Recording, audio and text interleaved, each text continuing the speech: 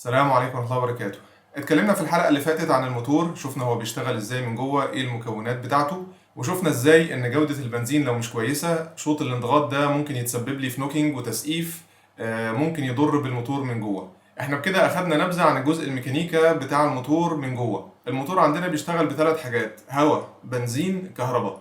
الحلقة بتاع النهاردة بإذن الله هتبقى كلها عن الكهرباء، الحلقة الجاية بإذن الله عن الهواء والبنزين، ودي بقى هتدخلنا في الحاجات اللي الناس مستنياها زي التربوهات والبوست والحاجات اللي زي كده. قصتنا كلها النهاردة بتتكلم عن التوب ديد سنتر. التوب ديد سنتر المرة اللي فاتت لو تفتكروا احنا قلنا البستم طالع نازل، الشوط بتاعه لفوق ولتحت. البستم وهو طالع لما بيوصل لأعلى نقطة دي اسمها نقطة التوب ديد سنتر. الحلقة اللي فاتت لو تفتكروا احنا فرضنا فرض ان انا لما هوصل للتوب ديد سنتر البوجيه هتجيله اشارة ادي شرارة الاشتعال. الاشارة دي هتيجي من مين؟ هتيجي من الانجن كنترول يونت الاي سي يو. طيب فلو احنا زي ما احنا فرضنا بتحصل عند التوب ديد سنتر، ايه اللي هيجرى؟ يعني هو مش هيجرى حاجة غير ان الباور بتاعت العربية هتبقى قليلة. ليه بيحصل كده؟ البستم وهو طالع مش هيفضل قاعد فوق مستني ان البوجيه يدي اشاره الاشتعال، الخليط يبتدي يتحرق، وبعدين مش كله هيتحرق في لحظه واحده، لسه الحريق هيتوزع، وبعد ما الحريق يتوزع خلاص يبتدي عندي انرجي بقى ايه تزق لي البستم لتحت. فالبستم مش هيفضل قاعد مستني فوق كل ده. ايه الاشكال في حاجه زي كده؟ ان البستم خلاص نزل لتحت والحريق جاي بيزق من وراه بعد ما خلاص ايه ضيع الفرصه المثاليه ان هو فوق يضغطوا ضغطه جامده فيديني باور اعلى. لا، هو البستم خلاص ماشي لتحت وبعدين ايه التاني بيجري وراه بيحصله بيزق الزقه بتاعته لتحت. فمعنى الكلام ده ان انا عندي هدر للطاقه اللي ممكن اطلعها من الموتور. في احسن من كده. الحل ايه؟ الحل ببساطه حاجه اسمها بيفور توب ديد سنتر، ان انا ادي الاشاره للبوجيه قبل ما البستم يكون وصل لفوق، بحيث ان البستم خلاص على ما يكون وصل لفوق يكون الخليط ده اشتعل وجاهز وكل حاجه، يوصل لفوق يكون بيزق معاه لتحت وهو بيتحرك لتحت. دي هتديني طاقه اعلى بكتير. بس كده يا سيدي، انت لو فهمت النقطه دي البيفور توب ديد سنتر وتخيلت المنظر اللي بيحصل ده، الف مبروك، انت كده بقيت الحلقه كلها سهله. كل اللي جاي بقى تفريعات على فكره البيفور توب ديد سنتر.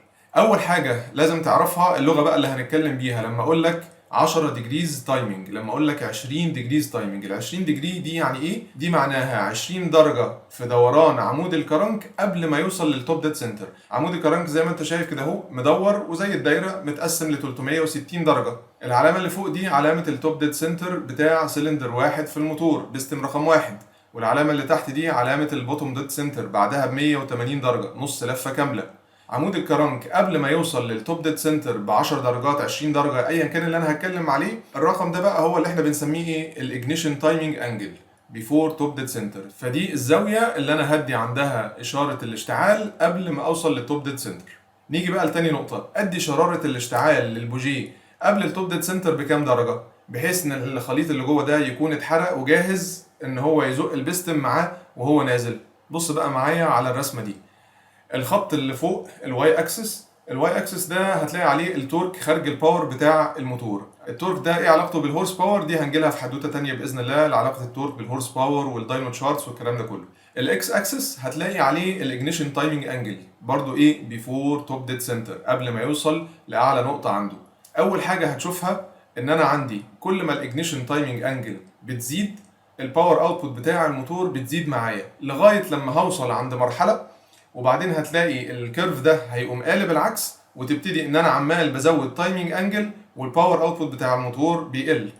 ده مش بعيد كمان ان انا كل ما ازود تايمينج انجل بزياده انا كده بفتعل النوك جوه الموتور. فاكرين النوك ده كان ايه؟ النوك ده ان البستم وهو طالع قبل ما يوصل لاخر المشوار بتاعه بسبب الحراره والضغوط اللي جوه الموتور، الحريق ده بيشتعل ذاتيا ويقوم ايه؟ مقاوم حركه البستم. البستم طالع لفوق والانفجار ده بيزق البستم لتحت. لو انا اديت الشراره بدري جدا قبل التوب ديد سنتر انا كده بعمل النوك ده بنفسي، ان انا بفرقع عن الخليط، مش بستنى الاشتعال الذاتي، انا اللي بتسبب انا في الانفجار اللي هيقاوم حركه البستم. يبقى لو جينا اخدنا اعلى فاليو عندنا اللي في المثال بتاعنا دي 12 ديجري بيفور توب ديد سنتر، دي بيسموها الام بي تي. الام بي تي ماكسيمم بريك تورك، دي اعلى باور بطلعها من الموتور عن طريق التايمينج. تعال بقى نتخيل ان الراجل اللي حاطط الموتور ده على الداينو وعمال بيجرب تايمينج مختلف ويشوف الباور اوتبوت، قبله نوك، قبله تسقيف. التسقيف ده بسبب ايه؟ التايمينج. كل ما زود التايمينج كل ما درجة الحرارة جوه الموتور بتزيد، كل ما الضغوط جوه الموتور بتزيد. الموتور ده لو فيه بوست عالي ولا متون جامد ولا الكلام ده كله يبقى درجات الحراره بالفعل اوريدي زياده جوه الموتور. فالراجل ده قبله نوك. طيب قبله النوك ده فين؟ لو قبله النوك عند اجنيشن انجل بعد الام بي تي، خلاص مصلحه، انا مش فارقه معايا ومش مضرور في اي حاجه، لان انا اصلا مش محتاج اعدي الام بي تي. يعني قبله النوك عند 16 درجه عند 14 درجه مش فارقه معايا في حاجه، خلاص انا ال 12 بتاعتي انا هعرف اخدها وما عنديش نوكينج، وانا كده واخد اقصى عزم من الموتور. طيب افرض النوك ده بقى جالي قبل الام بي تي، وانا بجرب كده اهو لقيت ان عند 10 درجات ابتدى يحصل نوك. طيب ايه اللي هيتسبب لي في نوك عند ال 10 ديجريز دول؟ في الغالب الاعم هتبقى جوده البنزين. طيب الحل يبقى ايه؟ الحل ان انا اعلي الاوكتين بتاع الوقود، احط اوكتين اعلى، ابتدي احط ايثانول، ابتدي ارش ووتر ميثانول، واعلي مقاومه الوقود للاشتعال الذاتي، واقدر اخد ال 12 ديجريز اوف تايمنج كاملين، وبكده ابقى انا طلعت اقصى باور ممكنه عن طريق التايمنج اللي قدامي ده. طيب تعالى نفرض ان انا للاسف ما عنديش ولا اوكتين عالي ولا عندي ايثانول ولا عندي ووتر ميثانول، والبنزين اللي عندي يا دوبك هو بالعافيه مخلي العربيه بتنوك عند ال 10 ديجريز دول، ومش هعرف اطول ال 12 درجه. الراجل بقى اللي قاعد بيتون الموتور ده هيجي يعمل ايه؟ هل هيسيبك ماشي على 10 ديجريز اوف تايمنج ويبقى هو ده اقصى تايمنج مسموح بيه بالنسبه لك؟ الاجابه لا. هو هيجي عند ال 10 ديجريز اللي حصل عندها نوك ليميت، وهيقوم نازل درجه او درجتين زياده، هيسيب لك العربيه متونه على 8 ديجريز اوف تايمنج. طب ليه يا عم تديني ال 10 درجات؟ لا، ما هو لازم يسيب لك ايه؟ حاجز امان، سيفتي مارجن. العربيه ممكن تبقى بتحط من بنزينه يطلع البنزين اللي فيها اوحش من البنزين اللي انت كنت متون عليه. لو درجات الحراره عاليه في الصيف مع الحر مع التكييف، ودرجه الحراره اللي داخله الموتور عاليه، ممكن برضو يحصل نوك. فبالتالي هو بيسيب لك درجه درجتين من باب الايه؟ الامان. طيب تعالوا ننقل دلوقتي على تطبيقين عمليين لقصه التايمنج دول بيقابلونا واحنا بنسوق. انا هوري لك دلوقتي جدول من الجداول اللي موجوده جوه كنترول الموتور في الاجنيشن تايمنج انجل، قصاد ايه؟ قصاد حاجتين، قصاد الانجن لود وقصاد الار بي ام. كنترول الموتور بيشتغل بحاجه اسمها انجن لود، ما بيشتغلش انا دايس بنزين قد ايه، انا دايس دواسه 20%، انا دايس دواسه 50%، هو ملوش دعوه. انت ممكن حضرتك تكون دايس الدواسه 50% وانت طالع مطلع ومحمل ناس ففي لود عالي، انت ممكن تكون دايس دواسه 50% وانت نازل منزل، ممكن تكون دايس على الاولاني على الثاني على الثالث على الرابع، الجير ريشيوز بتفرق، ممكن مقاومه الهواء مختلفه، ظروف كتير جدا. فالعربيه ملهاش دعوه انت دايس قد ايه، على قد ما هي بتشتغل بحاجه اسمها انجن لود. الانجن لود ده ببساطه هي نسبه الطاقه اللي انت بتستعملها من الفول باور بتاع الموتور. تعال بقى نبص على الجدول ده. الواي اكسس هتلاقي عليه الانجن لود من 0 ل 100%، والاكس اكسس هتلاقي عليه الار بي ام من 400 ل 6000 ار بي ام. تعالوا نبص على اي سطر من السطور في التايمنج. بص على السطر اللي فوق خالص عند 100% لود. ايه اللي انت ملاحظه؟ اللي انت ملاحظه ان التايمنج بيزيد مع الار بي ام. طيب ليه كده اهو؟ تخيل عندي البستم دلوقتي ماشي على 2000 ار بي ام، فانا دلوقتي هنفرض ان الخليط ده بيحتاج ملي ثانيه ايا كان الرقم، ملي ثانيه علشان يتحرق ويتحرق مظبوط وياخد الام بي تي بتاعتي الماكسيمم بريك تورك. الكلام ده على 2000 ار بي ام. تخيل دلوقتي لو انا ماشي على ضعف السرعه 4000 ار بي ام والخليط برضو محتاج ملي ثانيه علشان يتحرق، فهل منطقي ان انا هديله نفس التايمنج؟ لا، انا محتاج ابدا بدري لان البستم ماشي اسرع بكتير، بحيث ان انا اما اوصل لفوق اعرف اخد الام بي تي بتاعي. فلو بصيت على اي سطر في الجدول ده هتلاقي ان مع زياده الار بي ام التايمنج بيزيد. دي اول ملحوظه. تاني ملحوظه، مش عايزك تشغل بالك قوي بالارقام اللي في الجدول ده، الارقام دي ممكن تكون لموتور تاني مش المواتير بتاعتنا، يعني ما تثبتش في دماغك رقم 30 و40 و20 والحاجات دي. تعالوا بقى نوزع على الجدول ده شويه مناطق كده في المشي بتاعي. لو بدانا من تحت لفوق هتلاقي اول بوكس تحت ده لود قليل 15 20%، وعندك ايه؟ رينج ار بي ام عالي. مش طبيعي ان حد هيبقى حاطط لود 15% دايس بنزين بالراحه وقاعد عمال بيعلى في الار بي ام 1000 2000 3 4 5 6000 ار بي ام. ففي الغالب المنطقه دي من الجدول انت هتعدي عليها امتى؟ هتعدي عليها لما تكون مثلا عند 6000 ار بي ام ولا حاجه، وشلت رجلك من على البنزين والعربيه عماله بتهدي، فده التايمنج اللي ايه؟ اللي بيحصل والعربيه بتهدي.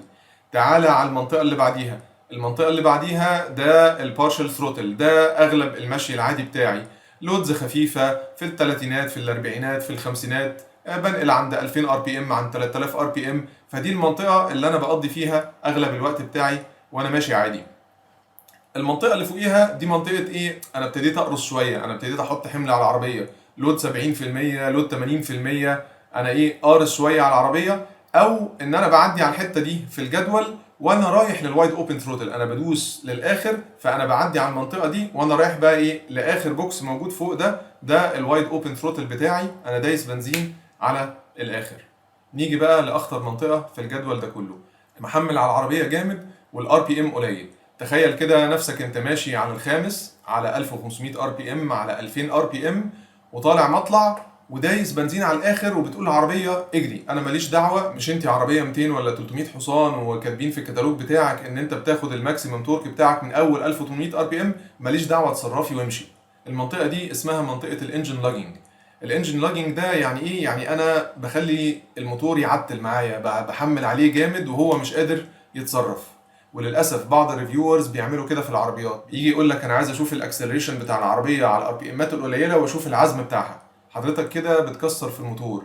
في الحاله دي مع الحمل الشديد ده واللود العالي ده، غرف الحريق جوه درجات الحراره بتعلى فيها بشكل هستيري وبتبقى معرضه لنوك. ممكن تكون العربيه بتنك بشكل عنيف جدا وانت مش سامعه وما انتش شايفه وما عندكش الادوات ان انت ولا تشوفه ولا تسمعه. ممكن لا قدر الله لو توربينه بتطلع تورك عالي قوي على ار بي ام قليل تكسر بمنتهى البساطه، تكسر رود او تكسر تي ال او تسيح بيستم، سهل جدا ان انت تبوظ الكلام ده. ولو ربنا سترها معاك اول مره وتاني مره ممكن تيجي في التالتة ويكسر منك، ممكن تتسبب في ضرر ما يظهرش في وقتها ويظهر بعدين. فموتور 1400 سي سي انت كنت بتطلع منه زمان 70 حصان، النهارده بالتيربو بقيت بتطلع منه 150 و160 و70 و80 حصان. فالموتور خلاص هو مشدود على اخره. فالشباب اللي معاها عربيات تيربو بالذات بالله عليكم ابعدوا خالص عن المنطقه دي، محدش يدوس بنزين جامد على نقله عاليه على ار بي ام قليل، بالذات لما الجو يكون حر، لما يكون في حمل تقيل على الموتور. ما تبقاش واقف في زحمه ومشغل التكييف والعربيه مفرهده واول ما تخرج من الزحمه مخنوق خلاص رجلي على الاخر. خدها واحده واحده، سايسها، ابتدي امشي بالراحه. وبعدين ايه، خلاص يا سيدي الموتور ده صدقني هيبقى فرحان اكتر بكتير لو قمت طالع ل 4000 ولا 5000 ار بي ام ومشيت عليها بدل ان انت تدوس على ار بي ام قليل. الناس تقول لك لا ده صوت المكنه عالي، الار بي ام عالي، الموتور صدقني فرحان، انت كده بتريح الموتور. اتفقنا؟ حاجة افتكرتها وانا بعمل مونتاج للفيديو، ما قلتهاش، ان انت لو عايز تستمتع بالتورك اللي في عربيتك والعزم اللي موجود من بدري على الار بي امات القليلة مفيش مانع، بس بالعقل. يعني ايه؟ يعني انا ماشي على التاني على التالت والار بي ام قليل، مفيش مشكلة، ادوس 20 30% دواسة بنزين، 40% بالكتير قوي. ولو سمحت اللي بيختبر العربيات بلاش تعمل كده في عربيات الناس، ما تجيش على ار بي ام قليل وتتقل رجلك على الاخر. دي الفايده الاولى اللي كنت عايز اطلع بيها من الجدول ده. الفايده الثانيه ونختم بيها الحلقه باذن الله هي قصه الاي تيز. الاي تيز دي ليها حلقات قدام باذن الله. الاي تي اختصار لانتيك اير تمب، درجه حراره الهواء اللي داخل المانيفولد بتاع الموتور، اللي داخل في بق الموتور. في حساس بيقيس درجه الحراره ده.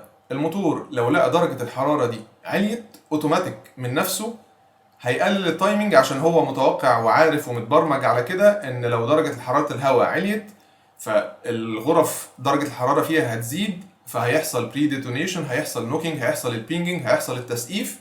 فهو بيحمي نفسه بنفسه اوتوماتيك وهو متبرمج على كده. فليتس ان هو لقى درجه حراره الانتيك عدت ثريشولد معين بالنسبه له، ممكن يعمل ايه؟ ممكن يقوم جاي على الجدول ده كله ومقلل منه 3 درجات تايمنج من نفسه كده اهو.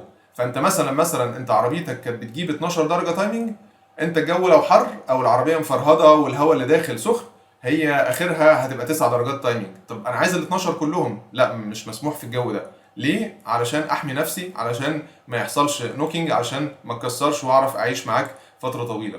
ودي من الحاجات اللي عايزك تخليك فاكرها لما هنوصل لحلقه الووتر ميثانول، ان انت الووتر ميثانول بقى انا ممكن في الجو الحر ابرد الهواء اللي داخل الموتور واقلل درجه حرارته بالمقارنه بالناس اللي ماشيين حواليا. ممكن انزل 10 درجات عنهم، ممكن انزل 20 درجه عن الناس اللي حواليا باستخدام الووتر ميثانول، بس دي لما نجيلها باذن الله قدام.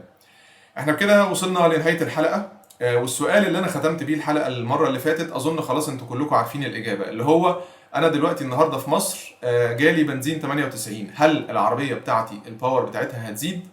الاجابه بتعتمد على كنترول الموتور بتاعك متبرمج على ايه. كنترول الموتور له سقف تايمنج مش هيعديه، خلينا نفترض السقف اللي احنا كنا بنتكلم عليه ال 12 درجه. فانا لو الاوكتين بتاعي جايب لي ال 12 درجه، لو عليت الاوكتين مش هاخد اكتر من ال 12، مش هاخد بجنيه واحد باور زياده. لو الاوكتين بتاعي كان جايب لي اخري 10 درجات وهو ده النوك ليميت، ولما جالي اوكتين اعلى لما حطيت ايثانول في العربيه، حطيت اي 5 بقى ولا اي 10 ولا الكلام ده كله، ولا حطيت ووتر ميثانول، قدرت اخد الدرجتين الزياده اللي كنت محروم منهم. الدرجتين الزياده دول هيدوني باور زياده؟ طبعا. باور كتير؟ لا مش قوي. 5 حصان 10 حصان زي ما يطلعوا ايا كان الرقم، هيبقى رقم مش كبير قوي، لكن هتحس الفرق وهيبقى فيه فرق، وهتاخد الجين اللي انت كنت محروم منه علشان ما عندكش الاوكتين المطلوب اللي يجيب لك الام بي تي اللي الكنترول ده متبرمج عليها. وميعادنا في الحلقه الجايه باذن الله. السلام عليكم ورحمه الله وبركاته.